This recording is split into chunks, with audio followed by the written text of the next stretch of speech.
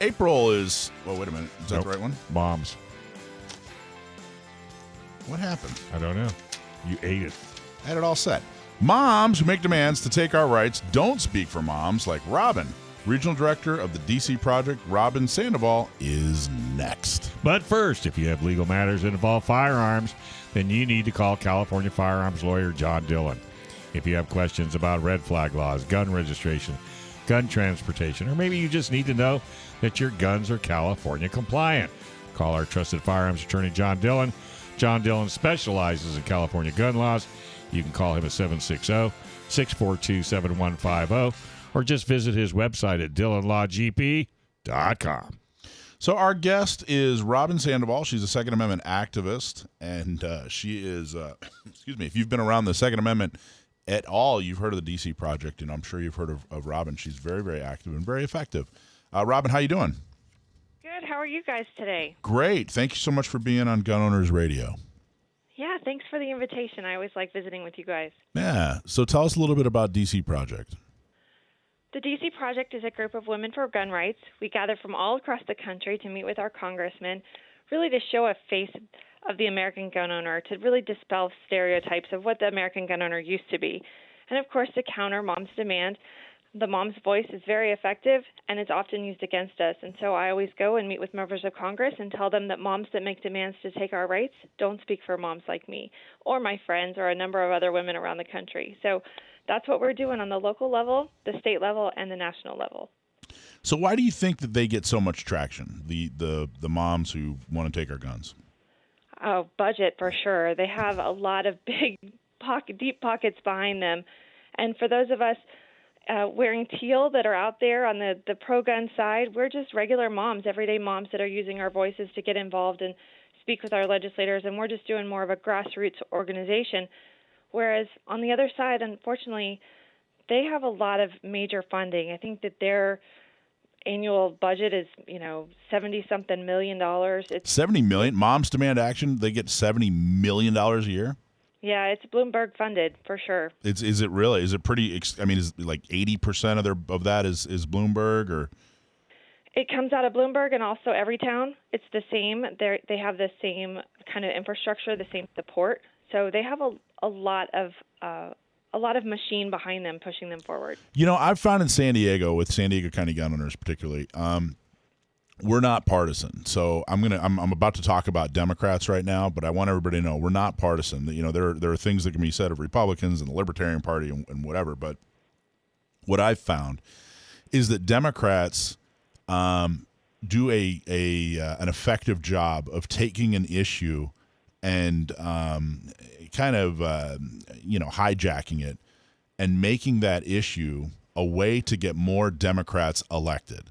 So it's not so much that they care about the issue, and this is across the board. This is LGBT issues. It's anti-gun issues. It's across the board. They do a really good job of funding these groups that are single issue, and rather than really truly caring about solving that problem, they kind of use that. It's like a proxy thing. They use that issue in order to help get Democrats. That's really what their goal is, to get more Democrats involved. It seems like they do that not just in San Diego, but nationwide. Do you think that that's a big part of what's going on? I do think that the Democratic side is really more focused on this as obviously they're more anti-gun, but I think we are at a huge advantage in the gun owner community because we are such a diverse community. And if we can just stick to that single topic and not reel in other issues, we can find so much common ground in our right to keep and bear arms, our right to protect our families. And that's how we can bring in a wide net and a big diversity group that we can really have a better call to action for this issue. It doesn't have to be a partisan issue. And the more people we can get to the table and the more people we can talk about defending our families and protecting our families, the more people who will vote on our side of the aisle. So that's exact. It's really well said, and that's really where I was going. Is if it really is simply a budget issue, I think we actually have the facts on our side. I think we even have the emotion on our side. It's just that we don't have the $70 million on our side, and it really just feels like, man, if we could just get anywhere near that $70 million, and the other side, the anti-gun side, just does a far better job of prying money out of people's wallets. And I don't know what it is. It seems like, I don't know if it's a philosophy thing or what it is, but I really do think that if we or whoever, if the pro-gun side, if we had half the budget that the anti-gun folks have, like I said, we have the facts. The one thing that seems to be undeniable that women, you name it, you name the person, it's undeniable that if you are potentially, or if you're about to be the victim of a violent crime, it is always better to be armed so that you can defend yourself than not be armed. It's just factual. It's just a fact. There's nobody out there. There's no reasonable argument to be made that, oh, no, it's actually way better if you're not armed. If you're about to be attacked violent, the last thing you want is a weapon to defend yourself. You really, there's nobody has that. It's not a reasonable case to make. And so if we have the facts and the emotion, like you're talking about, moms, right? These are people who have kids and want to protect them. And there's nothing better than that, right? So we have the facts, we have the emotion on our side. It really just boils down to a PR thing. And PR, of course, equals, unfortunately, money. What do you think could be done better for what would you say gun owners could do better when it comes to giving to groups? Well, you're right. And PR is kind of where we are with the DC Project and trying to get that message out.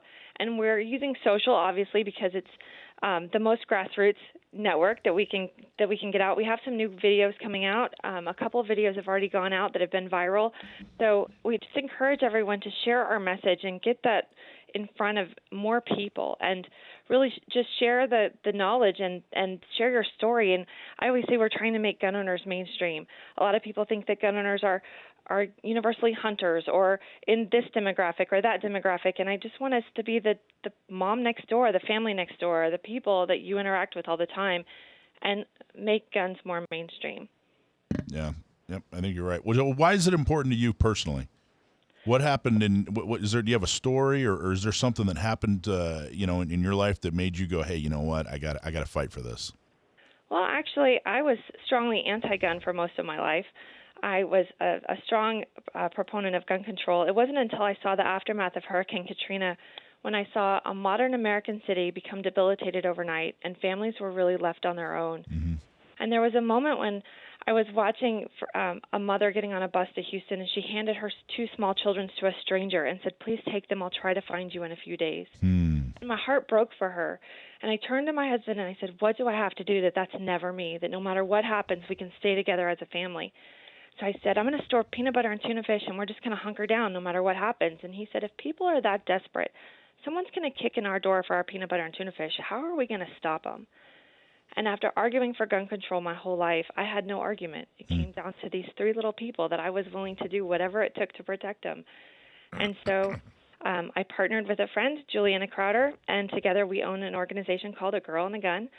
And we have chapters throughout the country, and we provide training. We trained more than 35,000 women last year. Our program is in more than 300 ranges nationwide. So I'm huge on advocating and also encouraging women to come out and learn gun safety, learn gun proficiency, be confident with your gun, get into it for sport, realize how much fun we have at the range, how much fun it is to be a gun owner, and just what an incredible community we are that is sometimes vilified by the other side. So many national events have helped cut through the anti-gun BS. And Katrina was definitely one of those. But even, COVID, the first few weeks of COVID when things were shutting down and people were panicking, the idea that guns were anything other than a self-defense tool, it just cut right through that, right? All the rhetoric, all the politics, people just knew instinctively that, hey, I need something to defend myself. And we saw a ton of that. Did you guys see a huge spike after COVID? Oh, of course. Women are still coming to us wanting to become more proficient in their self-defense and their home defense plan, their personal safety defense plan. It's still they realize that vulnerability. And once you realize how vulnerable you are, you can't just go back. You can't just say, oh, well, a first responder will show up in those seconds that I need them. That's not how it works. And once you realize that that's not how it works, and you're willing to take a stand and protect yourself, then it's a game changer. And you're more empowered for it. Your community, your family, everybody's more empowered for it. I think carrying a gun, I just got a CCW just a few years ago. We weren't able to get one in San Diego for decades. And when we were, I was able to get one. And I think carrying, it didn't take long after carrying daily to be completely used to it. And it suddenly it's become a part. Like, you know, if I walk out of the door and I'm not carrying, I notice, just the same way as if I walk out the door and I don't have my car keys or don't have my wallet, you know. Without your phone, you have a little separation anxiety. Little separation anxiety. You kind of realize I was just going through life and anyone could do anything they wanted to me and I had very little, you know, defense. I mean, how do people, you know, it kind of occurs to you. And I think that sounds a little bit like what you're describing. You know, you can't go back. Once you have that realization, you can't go back. Once you can't unknow it. Right. And it's a hard thing to know. And it's a scary thing for some people to recognize. But once they realize it, they say, okay, I can take this information and not be afraid. What do I need to do to make sure that my family's safe, secure, provided for, prepared? There's a number of people you can go to. There's experts in this field, so you're not alone. You don't have to search YouTube and figure it out. Listening to this show gives you ideas. It points you towards training. It points you towards knowledge. It's just really important for everyone to jump in. Well, what was your first off, chunky or smooth peanut butter with your tuna fish? Which was it? I think it was smooth peanut butter. Smooth? Okay, all right. You can stay on the show then. I think. No, what's up with you girls and chunky smooth? Peanut butter? Chunky's smooth is the way to go. All about chunky. It's all. What do you think, Action Jackson? Chunky or smooth peanut butter? I'm kind of both ways. There you go. Oh, he's a politician. Hey, can you hang with us for a little bit, kid? Robyn. I know. Oh, yeah. Yeah, you're all kids in my world.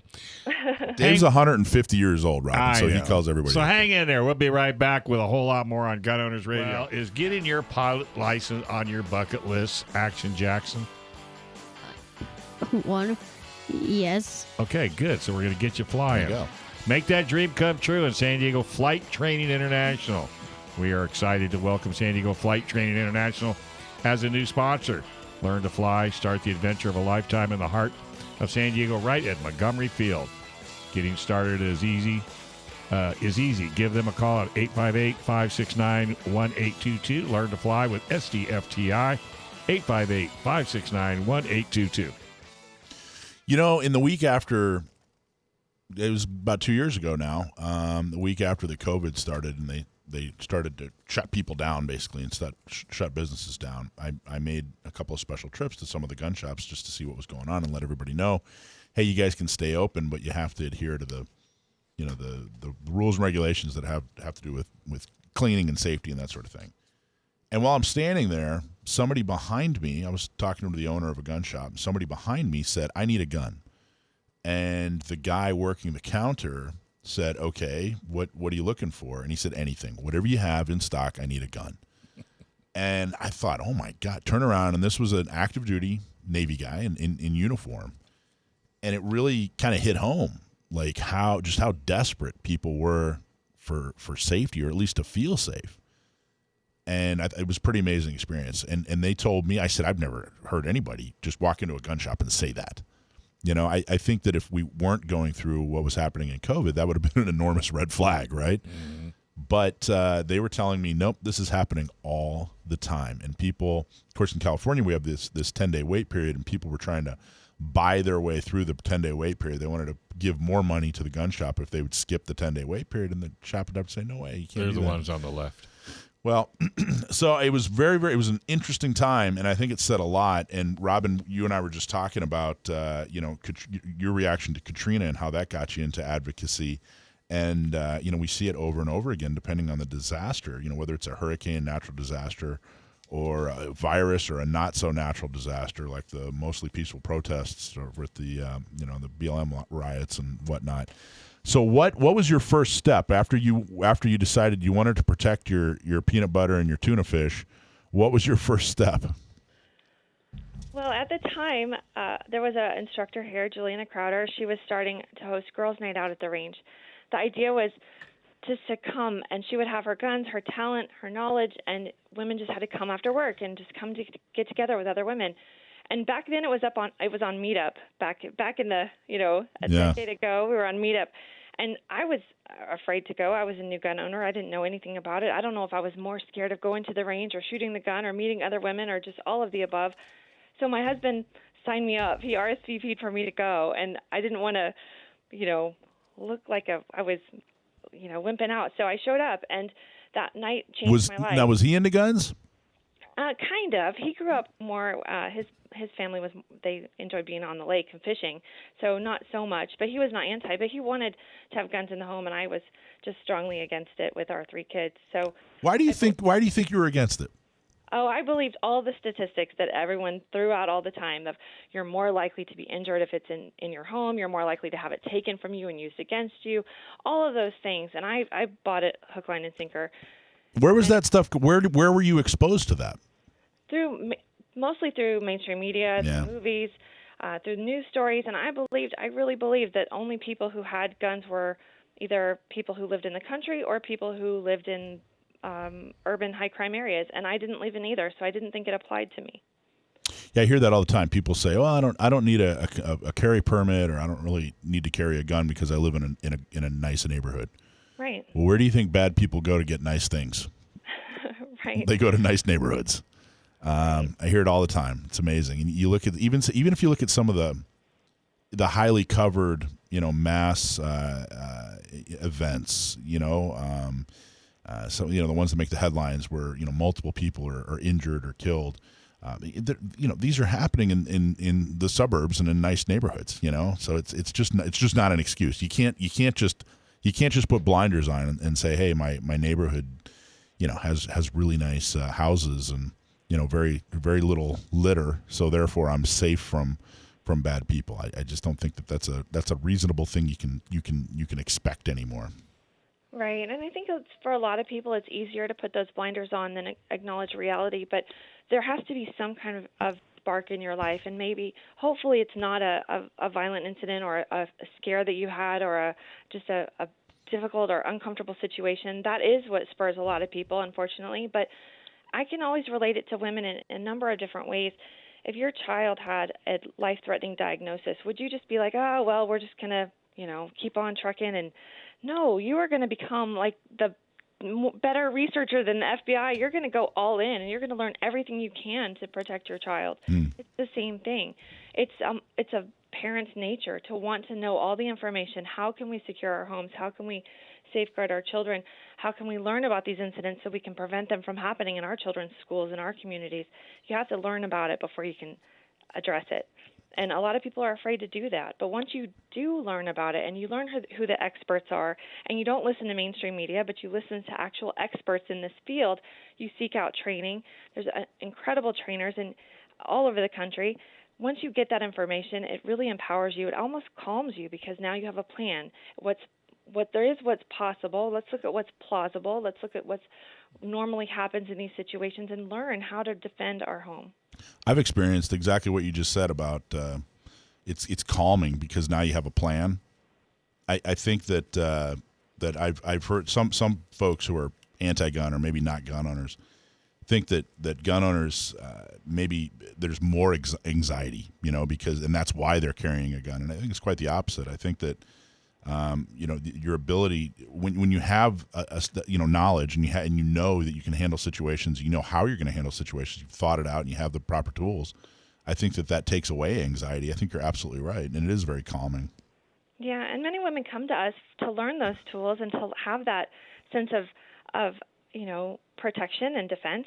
But then once they realize how much fun shooting is, and we get them out shooting competition, or we shoot clays, or we do different events, everyone realizes how fun it is, and it's a completely different. It opens their eyes into a world they never knew existed, and that's really where the fun begins. So most of our listeners are gun owners. They're they train. Maybe they'd like to train more. Maybe maybe they're not obsessed with gun culture, but they're definitely involved. And It's a part of their life. Most of them are members of our organization and show up at our events and that sort of thing. What would you like them to know about DC Project? The folks, kind of the casual gun owners who are engaged. It doesn't take over their life. They have other hobbies and interests, but they're generally, engaged. What would you like them to know about DC Project? Well, please go on social media and follow DC Project and all the great things that we're doing. If you want to like it and share it and just engage with us. Unfortunately, the way the algorithms work, if people don't like and share and comment, then it kind of makes us fall to the wayside. So your voice matters. Your voice at Congress matters, but your voice just on Instagram matters too. So give us a like, give us a thumbs up, give us a heart, give us some kind of engagement on all of those things.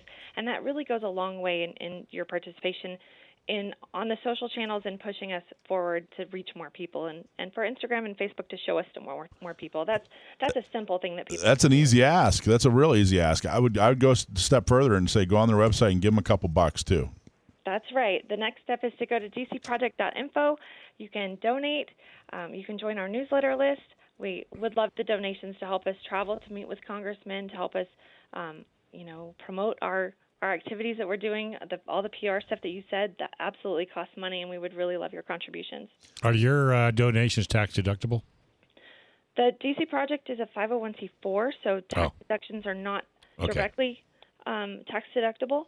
But there's, sometimes it's advertising, sometimes it's, sure.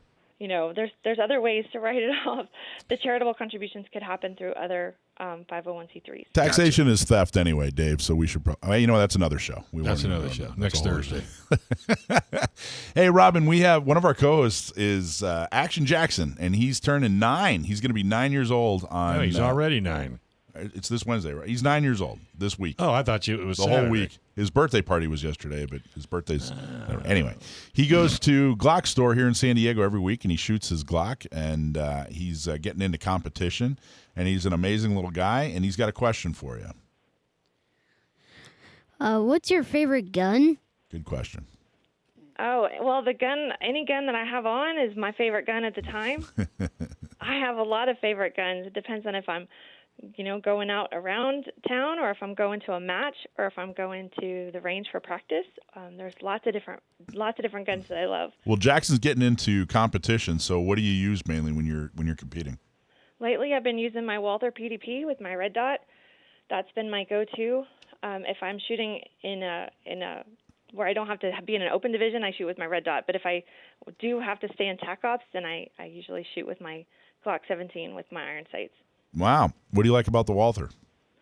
I really like the ergonomics of it, and it's just a really good little gun. It's been really reliable for me in a lot of defensive training. Nice. Do you like revolvers or just semi-autos? I don't have a lot of experience with wheel guns. I appreciate them and I like them, but I don't have a lot of them. She must not live in California if she has a lot of guns.